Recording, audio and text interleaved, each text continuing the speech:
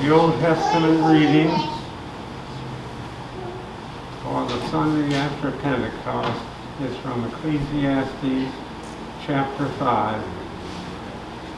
He who loves money will not be satisfied with money, nor he who loves wealth with his income.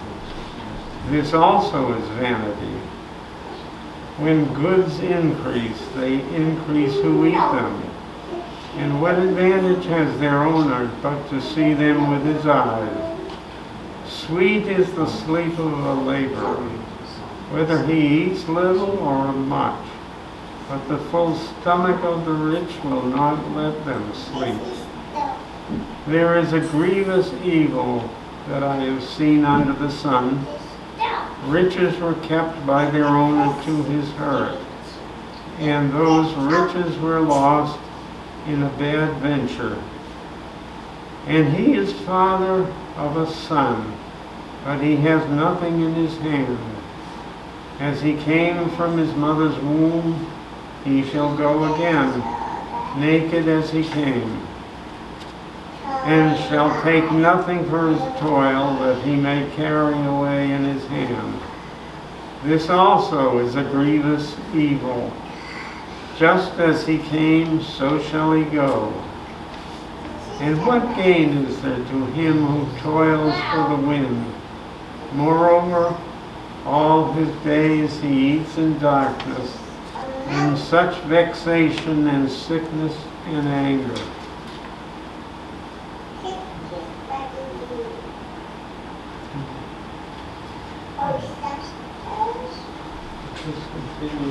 Yes. Yeah. Behold, what I have seen to be good and fitting is to eat and drink and find enjoyment in all the toil with which one toils under the sun. The few days of his life that God has given him, for this is his lot. Everyone also to whom God has given wealth and possessions and power to enjoy them, and to accept his lot and rejoice in his toil. This is the gift of God. For he will not much remember the days of his life, because God keeps him occupied with joy in his heart. This is the word of the Lord. Thanks be to God.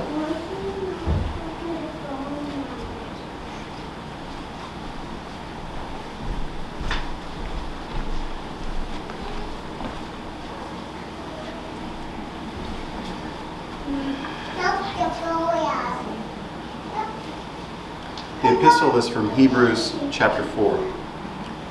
Therefore, while the promise of entering his rest still stands, let us fear lest any of you should seem to have failed to reach it.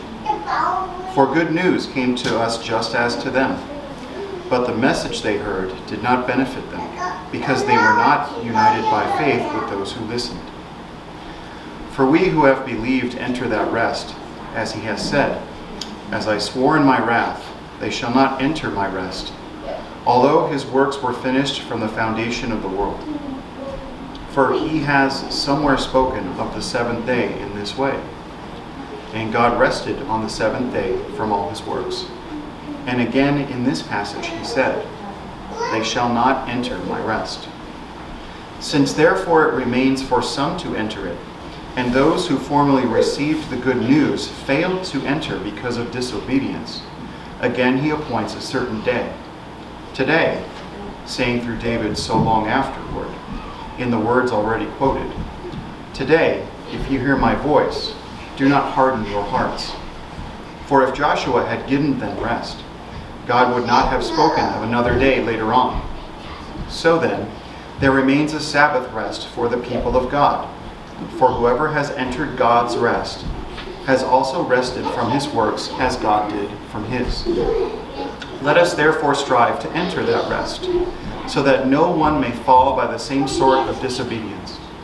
For the word of God is living and active, sharper than any two-edged sword, piercing to the division of soul and of spirit, of joints and of marrow. and discerning the thoughts and intentions of the heart. And no creature is hidden from his sight, but all are naked and exposed to the eyes of him to whom we must give account. Since then we have a great high priest who has passed through the heavens, Jesus, the Son of God. Let us hold fast our confession. For we do not have a high priest who is unable to sympathize with our weaknesses, but one who in every respect has been tempted as we are, yet without sin. Let us then with confidence draw near to the throne of grace, that we may receive mercy and find grace to help in time of need. This is the word of the Lord. Thanks be to God.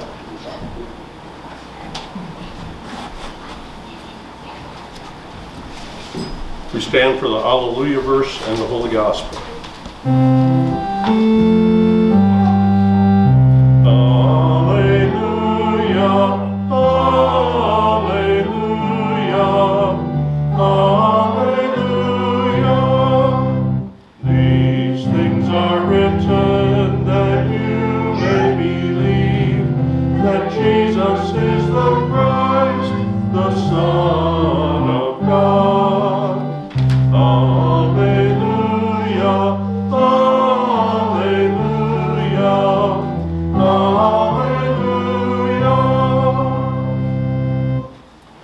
Gospel according to St. Mark, the 10th chapter. Glory to you, O Lord. Beginning at verse 23. Jesus looked around and said to his disciples, "How difficult it will be for those who have wealth to enter the kingdom of God." And the disciples were amazed at his words. But Jesus said to them again, "Children, how difficult it is to enter the kingdom of God. It is easier for a camel to go through the eye of a needle than for a rich person to enter the kingdom of God." And they were exceedingly astonished and said to him, "Then who can be saved?" Jesus looked at them and said, "With man it is impossible, but not with God, for all things are possible with God." Peter began to say to him, "See, we have left everything and followed you." Jesus said, "Truly I say to you, there is no one who has left house or brothers or sisters or mother or father or children or lands for my sake and for the gospel, who will not receive 100-fold now in this time, houses and brothers and sisters and mothers and children and lands, with persecutions, and in the age to come eternal life. But many who are first will be last, and the last first." This is the gospel of the Lord. Praise to you, O Christ. We confess our faith using the words of the Nicene Creed.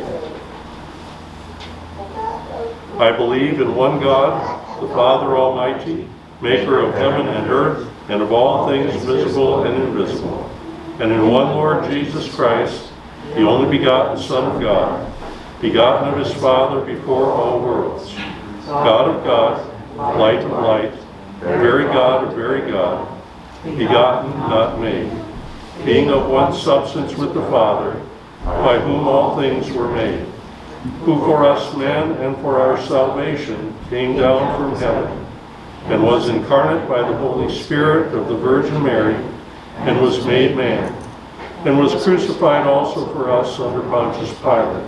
He suffered and was buried. And the third day he rose again, according to the Scriptures, and ascended into heaven, and sits at the right hand of the Father. And he will come again with glory to judge both the living and the dead, whose kingdom will have no end.